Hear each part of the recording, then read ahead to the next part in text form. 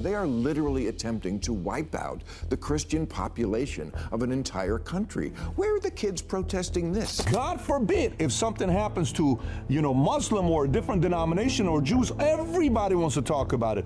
Oh my God, you won't believe what happened. How about Christians? But around the world, Christians are the most persecuted religion on the face of the earth. Over 50,000 dead, 5 million displaced. To put that into perspective, that is roughly twice the entire population of the Gaza Strip. And the goal? The eradication of Christians from large areas of Nigeria. But strangely, most of the world barely notices. In fact, I would go further and say there is a coordinated effort to make sure we don't. Let's go to the very beginning. When Nigeria returned to democracy in 1999, it was supposed to be a new beginning. The dictatorship was gone, and with it, decades of repression. But freedom also unleashed something darker. All divisions that had been simmering beneath the surface. Christians and Muslims had lived side by side for generations, especially in the central middle belt, where Nigeria's north and south meet. But as poverty deepened and politicians began weaponizing religion for power, tension turned into bloodshed. Then came Boko Haram. In the early 2000s, a radical preacher named Muhammad Yusuf started gathering followers. He claimed Western education was evil. Boko Haram, literally meaning Western learning is forbidden. But this went beyond education. To Yusuf and his movement, modernity itself was corruption, and Christians represented that corruption. When the government executed him in 2009, unfortunately, it ended up supercharging this movement. What followed was an insurgency that burned through northern Nigeria like wildfire. In Jos, in 2001 and again in 2010, entire neighborhoods were torn apart overnight. Christians dragged from their homes, churches set on fire, families hiding in wells to escape the mobs. Then, Maiduguri, where Boko Haram's campaign actually began, where bombings, executions, and fear spread faster than the news itself. And of course, Chibok in 2014, when nearly 300 schoolgirls were taken in the middle of the night. Michelle Obama released a message. The world tweeted, "Bring back our girls for a few weeks," and then moved on. For every headline that made it out, there were hundreds of smaller villages that were wiped out, unrecorded, and unnamed. Places where even the memory of what happened is disappearing. Today, this isn't one war. It's several overlapping ones feeding off each other. First, there's Boko Haram and its splinter group, ISWAP, the Islamic State's West Africa province. Their goal is clear: build an Islamic caliphate across northern Nigeria. Their victims are anyone who refuses to join, but their focus has always been the Christian population. They bomb churches, ambush worshippers, and execute pastors for refusing to convert. Second, in the country's middle belt, there's a different kind of conflict between nomadic Fulani herders, who are mostly Muslim, and settled Christian farmers. On paper, it's about land and grazing routes, but in reality, it's become one of the world's deadliest fronts for religious violence. Fulani militias armed with military-grade weapons sweep through villages at night, torching homes and killing indiscriminately. Thousands have been forced to flee, while the government calls it communal clashes. And third, in the northwest, are the so-called bandits, criminal gangs who kidnap for ransom, so students, priests, even entire congregations. But these gangs operate in the same regions where Christian communities are already under siege. Many victims never return, and their families are left selling everything they own to raise ransom money. Different names, different motives, but the pattern is the same: terror, displacement, and of course, the inevitable silence. Ideology fuels it, economic collapse sustains it, and impunity, total absence of justice, keeps it alive. According to Open Doors, Nigeria now ranks among the worst countries in the world for Christian persecution, ahead of Afghanistan and Iran. Now, before we get to the next part, if you enjoyed this video so far, please remember to give the video a like, subscribe if you haven't already, and consider signing up on Patreon, which comes with a ton of perks. Beyond the parties involved, the sheer scale of this is astonishing. Over 52,000 Christians have been killed and 5 million displaced from their homes. Effectively, this is the erasure of entire communities, ethnic cleansing based purely off religious ideas. In Benue State, entire Christian villages have been wiped off the map. Survivors speak of mass graves, of homes burned while families hid inside. In southern Kaduna, local leaders say the violence is so routine that villagers have stopped reporting it because no one ever comes. Hundreds of churches have been destroyed, some so thoroughly that survivors have built them from mud and tin, praying under open skies, knowing it could happen again any Sunday. Maps from groups like Intersociety and CFR's Nigeria Security Tracker show entire belts of red, zones where Christian life has virtually vanished. And yet, this is happening in Africa's largest democracy, a country with embassies, elections, and a seat at the UN. Even Western media largely ignores this, or more accurately, refuses to cover it. And if that tells you anything, it's how important it is to have access to information outside the mainstream.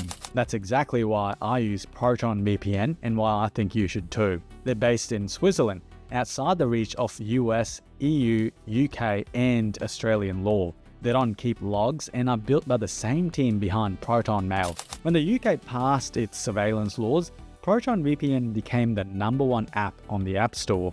Their stealth protocol beats censorship firewalls. Secure Core routes your traffic through privacy-first countries, and NetShield blocks trackers before they ever reach you. I've used Proton Mail since Australia announced sweeping surveillance laws last year, and I'm not exaggerating when I say it's now essential. If you want to protect your privacy and support this channel, hit the link below to get up to 60% off Proton VPN. In Nigeria, successive administrations have treated Christian death and displacement as nothing more than banditry or communal conflict. The official language is carefully neutral, a dodge to avoid admitting there is a faith-based dimension. When Christian villages are burned, when pastors are gunned down, the government rarely labels them religious attacks. Instead, it talks about criminals, herders, and unknown gunmen. That ambiguity gives deniability. Behind the scenes, things are worse. Nigeria's security forces are riddled with corruption and desertion. In many zones, soldiers are underpaid, undertrained, and under-resourced. Some refuse to patrol remote Christian villages, citing lack of logistics.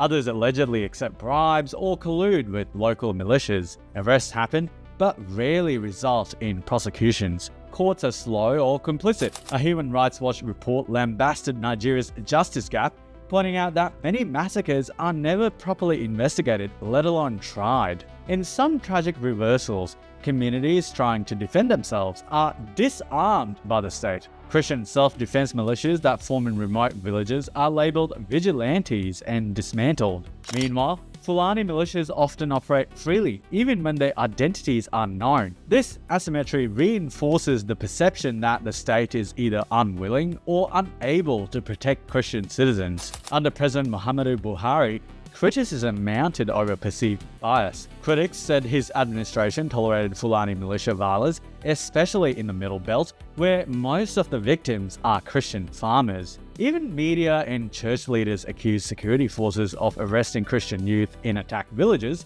while sparing suspected Fulani assailants. In recent years, the term security forces with selective focus has circulated among local Christians. Now, if you zoom out, it's very jarring when you contrast this with global headlines. In Gaza or Ukraine, every death is tracked, every atrocity is graphic, wall-to-wall coverage fills world news. But in Nigeria, a massacre of Christians in a remote village, even one with dozens dead, often passes quietly. Why? First, narrative discomfort. Here, the victims are Christians and the perpetrators are Muslims. For editors and journalists seeking to avoid cliches of religious war, there is hesitation to frame the conflict that way. Instead, they shrink it to intercommunal violence or clashes over land. Additionally, where mass media bends to left-wing cause, Christianity is perceived to be the oppressor and Islam the oppressed. In this case, despite the clear opposite happening, these organizations simply do not want to talk about it. Even if the human cost is significantly more than places like Gaza, this narrative causes a lot of discomfort, similar to them never talking about the Arab Islamic colonial empire, which, by the way, you can also check out on my channel here. Second, geopolitics. Nigeria is an ally. It matters in oil, regional security, counterterrorism. Governments don't want to embarrass Abuja too loudly. Many NGOs and diplomats prefer access over confrontation. They sanitize reports to maintain partnerships. The late Pope Francis has on several occasions called attention to Nigeria's violence, calling such attacks inhumane and urging prayers for the victims. He was one of the few globally prominent voices who has explicitly named the Christian suffering. Yet, those statements are often buried in Vatican press briefings, not repeated widely in secular media. In this story, the victims happen to belong to an inconvenient demographic, and the perpetrators an uncomfortable one, and so the world looks away.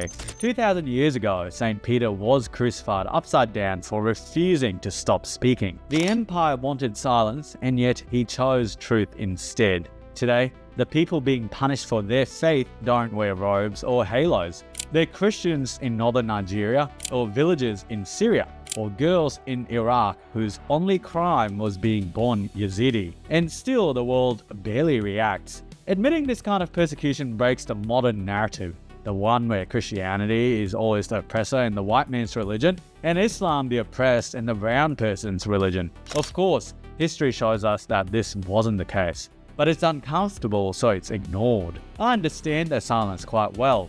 Apostates are still executed in several countries, yet most institutions pretend it isn't happening, because again, the victims are inconvenient. But silence never saves anyone.